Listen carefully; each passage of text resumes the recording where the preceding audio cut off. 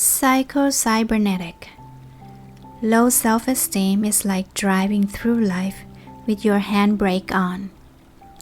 10 Lessons from Cybernetics by Maxwell Maltz. His bestseller Cybernetics, published in 1960, is considered one of the best books in the self-help category of the psychology masterpieces that paved the way for most of today's personal empowerment programs. In the following lines, we'll go over the book's lessons that I consider worthy of attention. 1. It's all about self-image. The book starts with the concept that everyone has a specific mental portrait that defines who he or she is and what he or she believes in.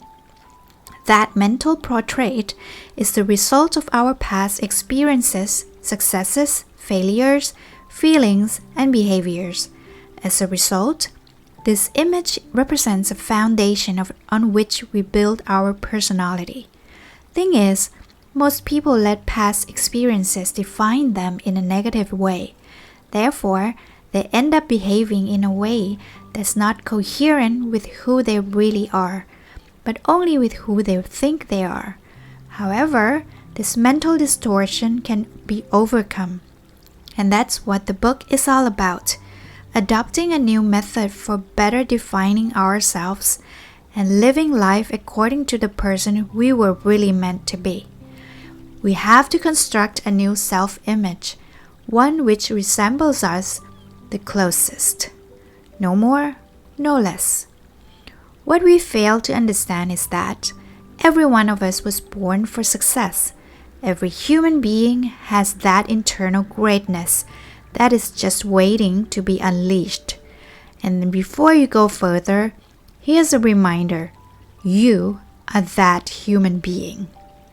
Inside of you, regardless of the opinion you have of yourself, lies the ability to be happy and successful in everything you put your mind into. In this exact moment, you have the opportunity to do things you've always dreamed of doing. And that opportunity becomes available as soon as you de-hypnotize yourself from thoughts like, I can't, I'm not skilled enough, I don't deserve it, and the like. Number 2. Imagination is key. So, how do we actually reach a new way of thinking about ourselves? According to Maltz, the answer lies in imagination. Just like at times, or most of the time, or at all times, we think of ourselves as incompetent, lazy, knuckleheads brats. We can create a new, creative mental impression, behaving and acting as if. The thing to point out is that our brain doesn't distinguish between imagination and reality. Instead, it acts based on the information we send it through our thoughts. Thus, we can imagine a new version of ourselves through our attitude and interpretation of various situations, describing the new paradigm in our brain, which in turn will find the way to make that image come to fruition. However, to reach that new level, we must have a clear picture of the person we want to be. By regularly checking in on that mental picture, we make sure that every effort we make will be directed toward that goal, therefore enhancing its power. Number 3. Take time to relax. Although having a proactive lifestyle is important, taking time to relax yields tremendous benefits when it comes to de-hypnotizing ourselves from wrong thoughts and convictions. All it takes is 30 minutes a day. Find a comfortable spot and let go of all the tension that piled up in your muscles throughout the day. Meditation has thousands of variables, and by simply looking online, you can find everything you need to get started. The important thing is to make it a regular habit in your life, as it will give you more clarity, emotional well-being, and less anxiety, all things that will positively influence your self-image. 4. Let go of past failures. Forget mistakes, forget failure, forget everything except what you're going to do now, and do it. Will Durant. While it's okay to look back to our successes, as they can inspire us to do more things of what worked moving forward, we should forget completely our failures. Our errors, trials, and tribulations have been learning steps absolutely necessary for our personal development. But beside the lessons taught, they can do us no good, and they should therefore be flat out eliminated from our mind. The continuous dwelling on past failures doesn't simplify the process of getting better. On the contrary, it tends to perpetuate the behavior that you want to change.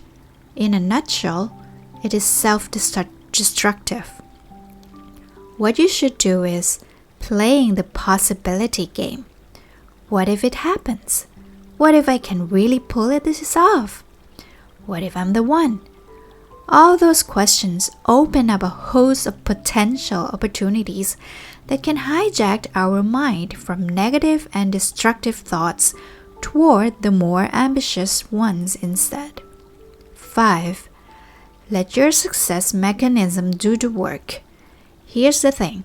As humans, we're all born with an innate creative mechanism in ourselves, and although we often decide to ignore it to benefit of the conscious part of our brain, it remains there. What the author suggests is that once you get very, very clear about problem that you intend to solve, you should completely clean up your mind from any worry, expectation, and anxiety related to the potential end result. Exactly, you should let your subconscious mind do the work. So the process looks pretty much like this. Think intensively about the problem, gather all the information you need, consider possible deviations, and last, but certainly not least, have a burning desire to solve it. After having defined the problem and what the finish line looks like, drop any thought related to it for a couple of days or even more. More often than not, after coming back to the problem, you'll find out that solution presented itself in some way. As Maltz explains, the creative mechanism works best when our conscious mind is less involved. Therefore, don't be surprised if your best ideas come up when you're doing something totally unrelated to the problem you're facing. It's just your brain that once received the problem stimuli starts to work relentlessly on its solution, regardless of whether you're conscious about it or not. 6. Be happy. Well, I guess I'll be happy when I pay off my mortgage. I'll be happy when the semester is over. I'll be happy when I fall in love. Does any of these sound familiar to you? Most of us tend to postpone our happiness because of external circumstances. It's like a deferred payment. We don't enjoy life today because we take for granted that in the future we will. Well, guess what? Life is not tomorrow. Life has to be lived today. And by the way, there will never be a better time to be happy than the present moment. Happiness is a habit. And if you don't practice it today, you'll never experience it later on. Life is all about problems. If you want to be happy, you have to learn to smile despite problems. And you shouldn't do it just because there's a reward awaiting for you on the other side, or because something good already happened to you. On the other hand, some of us think that being happy is a sign of selfishness. But actually, nothing could be further from the truth. Being happy is the first step in order to make everyone else around you happy. If you don't put yourself first, how can you take care of other important people in your life? It'd be like pouring from an empty cup. That's why taking care of yourself is not egotistical either, being it a necessary factor in living a fulfilling and interdependent life within society. Obviously, we can't be happy all the time, but we certainly can be happy most of the time. And that positive mental state, as formally outlined, can only be reached through practice. Accustom yourself to act in a proactive way against challenges, always maintaining a clear and positive picture of end result in mind and what results follow. 7. Success mechanism. Conceded that everyone has different visions and values when it comes to success, Maltz writes about it as the sum of the following factors. Sense of direction.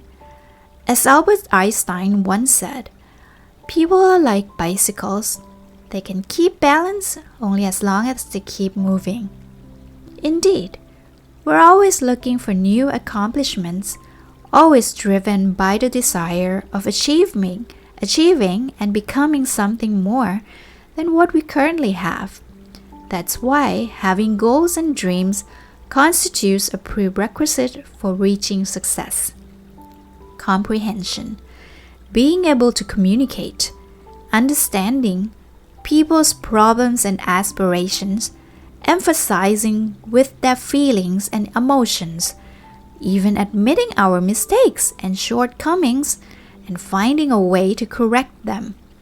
These are all great social skills to possess. Courage.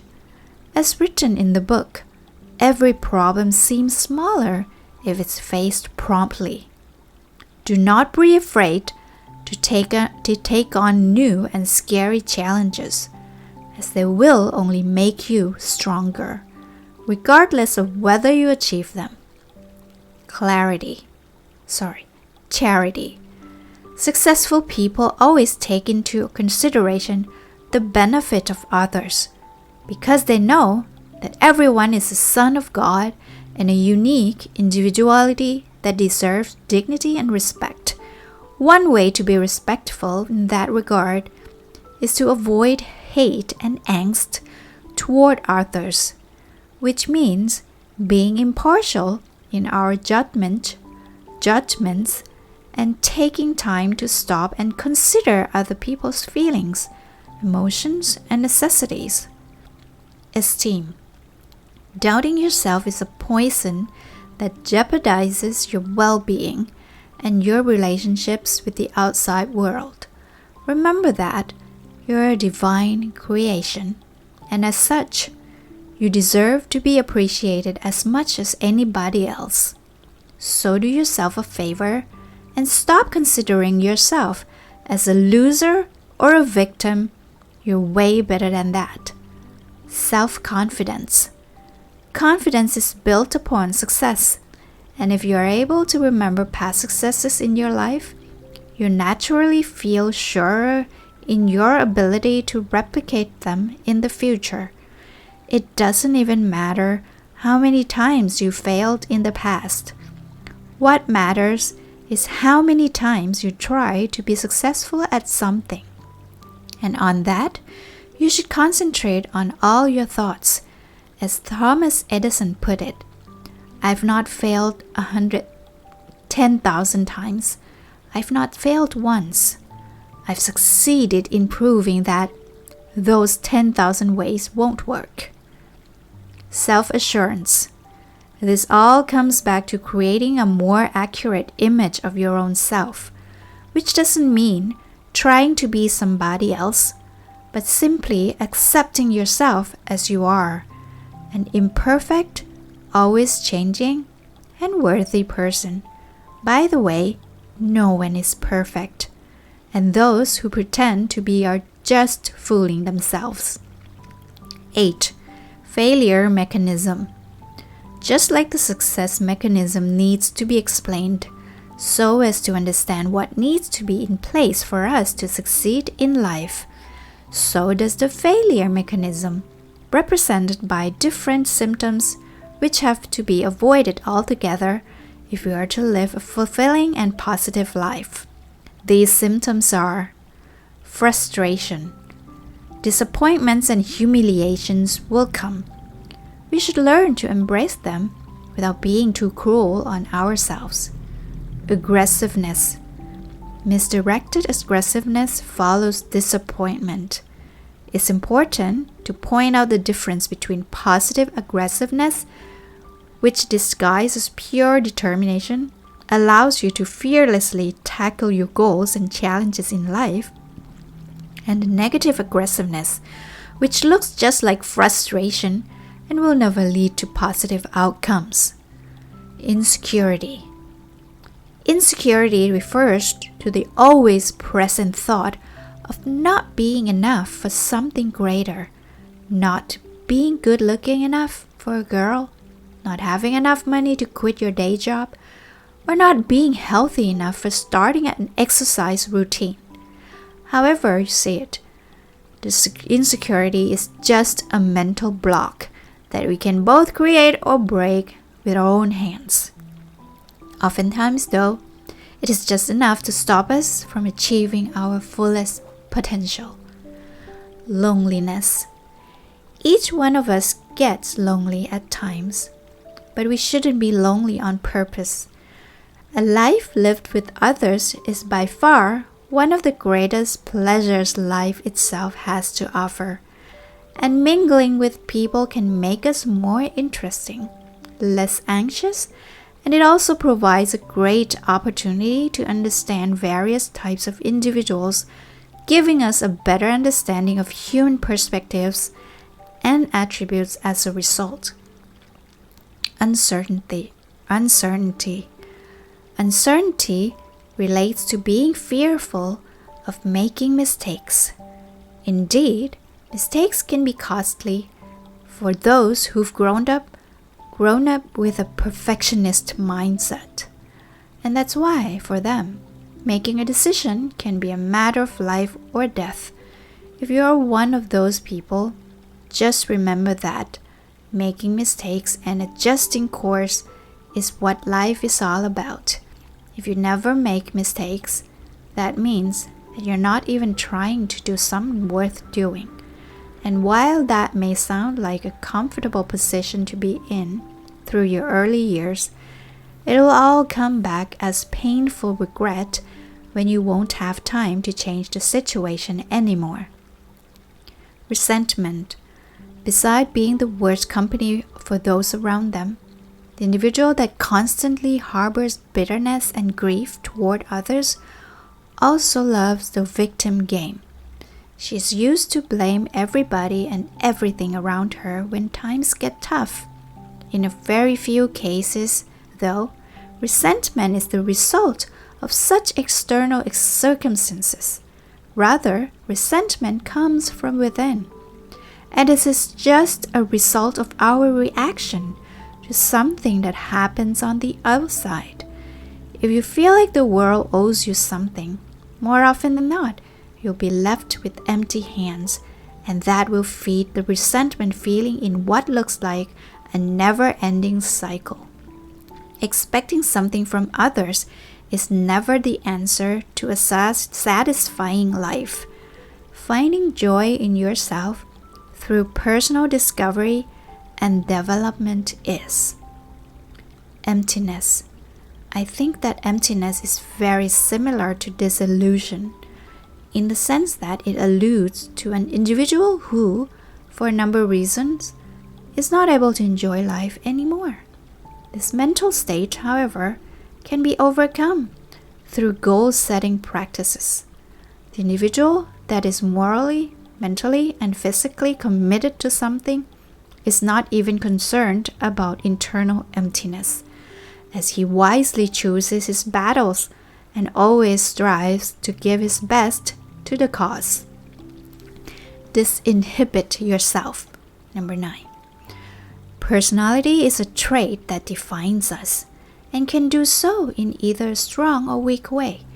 While a strong personality resembles an individual weak without inhibitions, one that is able to express her real self, a weak one is usually afraid to express herself for a host of reasons, among which shame, anger, shyness, and irritability. Now, before we move forward, it's important to know that negative reactions are useful for correcting our aim. A negative reaction is like that little voice inside our head that tells us you're not targeting the goal properly. Adjust your focus and try once again. It focuses on modifying our action, not stopping it. However, if our personality is too sensitive, our action will be stopped altogether, and we'll come to the conclusion that trying is not worth it at all. It's like when we're kids and we're told not to be arrogant, greedy, or harsh with anybody. Basically, we're told not to express our true selves, and from that moment forward, we learn that communicating our feelings may be a bad thing to do after all. That's why a lot of people are scared of public speaking. They are afraid to tell their opinion to the world because of possible negative consequences. I'm not good enough. I won't be liked. So why bother, they said. The need for disinhibition is clear, but Maltz doesn't support total disinhibition or carelessness either. Rather, he writes that what the most inhibited of those people need is just a little bit of disinhibition practice, which consists of a number of things they wouldn't normally do. Would they behave like their normal selves? Things like acting before thinking, talking louder, or expressing your feelings when you feel like doing it. When was the last time you gave an honest and heartfelt compliment to somebody? Take time, for example, to appreciate the important people in your life and let them know that you appreciate who they are and what they do for you. It costs you $0 after all. Number 10. Your mind is the most valuable asset you have. A crisis is a situation that can either build you or break you. That's when the mind, by far the most important gift we possess as humans, can help us the most. An aggressive attitude and the ability to see the finish line, despite the obstacles that appear on our path, are two things completely powered by our own mind. That's why, no matter what situation we're ever going to find ourselves in, we can accept the challenge, show up, and commit to fight. That's why, when we fail, we can get up and fight back once again. That's why, even when all the lights are shut off, we can still make a decision that can turn our life upside down. When we face a challenge that seems bigger than ourselves, we can find courage, strength, and resilience at will. We discover powers that we never thought we had. But the secret is all inside our mind. True power lies in accepting the challenge and saying to yourself, no matter what happens, I'm going to make it. I can already see the finish line. I have nothing to lose and everything to gain. If you make it a habit of constantly reminding yourself of the direction you're going toward and see it vividly as an already reached objective, it is at that point that you'll fully unleash feelings of self-confidence and conviction in your means that will lead sooner or later to a positive outcome. Written by Antonio Martina, medium.com.